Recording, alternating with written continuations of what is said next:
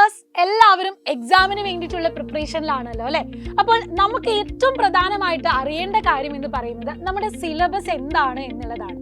Main ആയിട്ട് എല്ലാ കോൺസെപ്റ്റും നമ്മുടെ ടെക്സ്റ്റ് വാരി വലിച്ച് പഠിക്കുന്നതിനേക്കാളും ഏറ്റവും ബെറ്റർ നമ്മുടെ ബയോളജി തന്നെ. ഇപ്പോൾ സയൻസിലെ ഓരോ സബ്ജക്റ്റ് ഉണ്ട്, അതിലിപ്പോൾ ഓരോ സബ്ജക്റ്റ് എടുക്കുകയാണെങ്കിലും അതിൻ്റെ ചാപ്റ്റേഴ്സ് എങ്ങനെയാണ്, അതിൽ കോൺസെപ്റ്റ് എങ്ങനെയാണ്, വെയിറ്റേജ് അനുസരിച്ച് പഠിക്കുകയാണെങ്കിൽ അതിൽ നിങ്ങൾക്ക് കൂടുതൽ ഫോക്കസ് ചെയ്തിട്ട് പഠിക്കാൻ കഴിയും. അപ്പോൾ മിസ് ഇന്ന് വന്നിട്ടുള്ളത് നമ്മുടെ ചാപ്റ്റർ വൈസ് വെയിറ്റേജ് ബയോളജിയിൽ എങ്ങനെയാണ് വരുന്നതെന്ന് പറഞ്ഞു തരാനാണ്.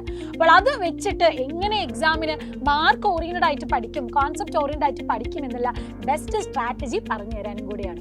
നമുക്കറിയാം നമ്മുടെ ബയോളജിയിൽ നമുക്ക് 5 ചാപ്റ്റേഴ്സ് ആണുള്ളത് അല്ലേ? ലൈഫ് പ്രോസസ് ഉണ്ട്, control and coordination, how do organism reproduce, heredity and evolution, heredity chapter ഉണ്ട്, അതുപോലെ തന്നെ അവർ എൻവയോൺമെന്റും ഉണ്ട്. ഇതിൽ ഏറ്റവും കൂടുതൽ നിങ്ങൾ ഫോക്കസ് ചെയ്യേണ്ടതും ഏറ്റവും കൂടുതൽ വെയിറ്റേജ് വരുന്ന ചാപ്റ്റർ നമ്മുടെ ഫസ്റ്റ് ചാപ്റ്റർ തന്നെയാണ്. ലൈഫ് പ്രോസസ് ആണ്. ഏകദേശം 5 മാർക്കോളം ക്വസ്റ്റ്യൻസ് അവിടെ വരുന്നുണ്ട്. അവിടെ നിന്ന് MCQs നമുക്കറിയാം 1 മാർക്കിന് MCQs വരുന്നുണ്ട്. അതുപോലെ തന്നെ ഷോർട്ട് ആൻസറിൻ്റെ 2 മാർക്ക് 3 മാർക്ക് ക്വസ്റ്റ്യൻസ് വരുന്നുണ്ട്. ഇതൊക്കെ വരുന്ന ഒരു പാർട്ടാണിത് നമ്മുടെ ലൈഫ് പ്രോസസ് എന്ന് പറയുന്ന ചാപ്റ്റർ എന്നുള്ളത്. രണ്ടാമത്തെ കൺട്രോൾ ആൻഡ് കോർഡിനേഷൻ എടുത്താലും ഇതേപോലെ തന്നെ ഇമ്പോർട്ടൻ്റ് ആണ്. ഡയഗ്രാം ബേസ്ഡ് ക്വസ്റ്റ്യൻസ് ഒക്കെ വരുന്ന ഒരു ഏരിയ ആണിത് കൺട്രോൾ ആൻഡ് കോർഡിനേഷൻ ചാപ്റ്റർ. അപ്പോൾ നമ്മുടെ നെർവസ് സിസ്റ്റവും അതുപോലെ തന്നെ എൻഡോക്രൈൻ സിസ്റ്റവും ഒക്കെ ഡീറ്റെയിൽ ആയിട്ട് തന്നെ പഠിക്കണം. അവിടെയും MCQs നല്ലോണം പ്രതീക്ഷിക്കാവുന്ന ചാപ്റ്ററാണ്. അതും 2 മാർക്കോളം ക്വസ്റ്റ്യൻസ് വരുന്ന ഒരു ചാപ്റ്ററാണിത് കൺട്രോൾ ആൻഡ് കോർഡിനേഷൻ എന്ന് പറയുന്നത്.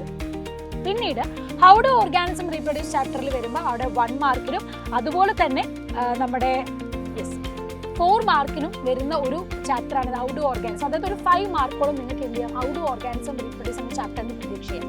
അവിടെയും നമ്മൾ സെക്ഷൽ റീപ്രൊഡക്ഷൻ അതിൻ്റെ ഫ്ലവർ ആണെങ്കിലും ഇപ്പോൾ പ്ലാന്റ്സിലും ആനിമൽസിലും ഡീറ്റെയിൽ റീപ്രൊഡക്റ്റീവ് സ്ട്രക്ചറും പ്രോസസ്സും ഒക്കെ നിങ്ങൾ എന്ത് ചെയ്യണം ഫോക്കസ് ചെയ്ത് തന്നെ പഠിക്കേണ്ടതാണ്. അപ്പോൾ നമുക്കറിയാം സയൻസ് എന്ന് പറയുമ്പോൾ അവിടെ ഫിസിക്സ്, കെമിസ്ട്രി, ബയോളജി വരും. അതിൽ തന്നെ എല്ലാം എന്താണ് ഇന്റർമിക്സ് ചെയ്തിട്ടാണ് വരുന്നത്. അപ്പം അതിന് എവിടെ നിന്ന് വരുന്നു എന്ന് ഫോക്കസ് ചെയ്ത് ഡീറ്റെയിൽസ് അനുസരിച്ച് തന്നെ നിങ്ങൾ പഠിക്കാൻ ശ്രമിക്കാം. അത് കഴിഞ്ഞ് കഴിഞ്ഞാൽ നമുക്ക് കാണാം ഹെറിഡിറ്റി ചാപ്റ്ററാണ്. ഹെറിഡിറ്റി ചാപ്റ്റർ നല്ലോണം വെയിറ്റേജ് വരുന്ന 4 മാർക്കോളം ക്വസ്റ്റ്യൻസ് വരുന്ന ഒരു ഭാഗമാണ്. കൂടുതലും MCQs വരുന്നുണ്ട്. അതുപോലെ തന്നെ കേസ് സ്റ്റഡി ബേസ്ഡ് ക്വസ്റ്റ്യൻസും ഹെറിഡിറ്റിയിൽ വരുന്നതാണ്. ആൻഡ് നമ്മുടെ ഷോർട്ട് ആൻസർ ക്വസ്റ്റ്യൻ ആണെങ്കിലും 3 മാർക്കിനും 4 മാർക്കിനും ഒക്കെ നമുക്ക് പ്രതീക്ഷിക്കാവുന്ന ഒരു ഏരിയ ആണിത് ഹെറിഡിറ്റി എന്ന ആ ഒരു പോർഷൻ എന്നുള്ളത്. അതുപോലെ അവർ എൻവയോൺമെന്റ് ഈ കമ്പാരിറ്റീവ്ലി ബാക്കി എല്ലാ ചാപ്റ്റേഴ്സിനും വെച്ച് നോക്കുമ്പോൾ കുറച്ച് വെയിറ്റേജ് കുറഞ്ഞ ചാപ്റ്റർ ആണെന്ന് നമ്മുടെ അവർ എൻവയോൺമെന്റ് ചാപ്റ്റർ. അതിന് 2 മുതൽ 3 മാർക്കൊക്കെ വരുള്ളൂ. അപ്പോൾ അതിന് നമ്മൾ ഫോക്കസ് കൊടുക്കരുത് എന്നല്ല, കാരണം നമ്മുടെ മെയിനായിട്ടുള്ള പബ്ലിക് എക്സാം ആണ്. അതിൽ 1 മാർക്കാണെങ്കിലും അതും നമുക്ക് വളരെ ഇമ്പോർട്ടൻ്റ് ആണ്. അപ്പം അതിൻ്റെ ബേസിക് ആയിട്ടുള്ള ഇമ്പോർട്ടൻറ്റ് ടോപ്പിക്സ് എന്ത് ചെയ്യണം നമ്മൾ പഠിക്കേണ്ടതായിട്ടുണ്ട്. ഏറ്റവും കൂടുതൽ ഫോക്കസ് കൊടുക്കേണ്ട ഭാഗം നിങ്ങൾ ഇമ്പോർട്ടൻ്റ് ആയിട്ട് പഠിച്ചിട്ട് പോവുക.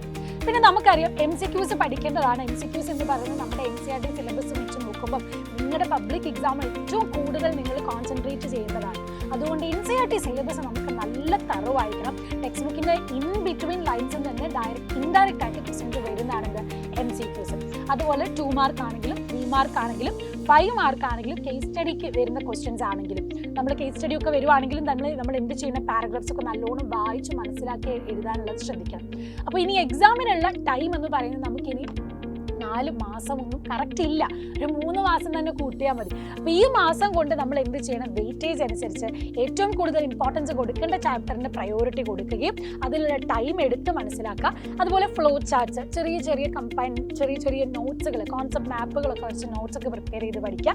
കൂടാതെ തന്നെ നിങ്ങൾ എന്ത് ചെയ്യണം, റിപ്പീറ്റ് ചെയ്ത് റിവൈസ് ചെയ്ത് പഠിക്കുക. അപ്പോൾ ഇതുപോലെ ഒരു സ്ട്രാറ്റജി തീരുമാനിച്ചുകൊണ്ട് പഠിച്ചാൽ ഏറ്റവും നല്ല രീതിയിൽ കോൺസെപ്റ്റ് നിങ്ങൾക്ക് എന്ത് ചെയ്യും നിങ്ങളുടെ മനസ്സിലേക്കും അത് വീണ്ടും റിപ്പീറ്റ് ചെയ്ത് റിവൈസ് ചെയ്ത് നിങ്ങൾക്ക് അത് മെമ്മറിയിലേക്ക് വരും. അതിനനുസരിച്ച് നിങ്ങൾക്ക് പഠിക്കാൻ പറ്റും. അതുപോലെ ഇടയ്ക്കിടയ്ക്ക് എന്ത് ചെയ്യുക, സ്വന്തമായിട്ട് ക്വസ്റ്റ്യൻസ് പ്രിപ്പയർ ചെയ്ത് ഒരു എക്സാം ഒക്കെ കണ്ടക്ട് ചെയ്ത് നോക്കും. അപ്പം ഇതുപോലെ എക്സാം കണ്ടക്ട് ചെയ്ത് പഠിക്കാൻ ഏറ്റവും ബെസ്റ്റ് സൊല്യൂഷൻ നമ്മുടെ അസ്ത്ര ബാച്ച് തന്നെയാണ്.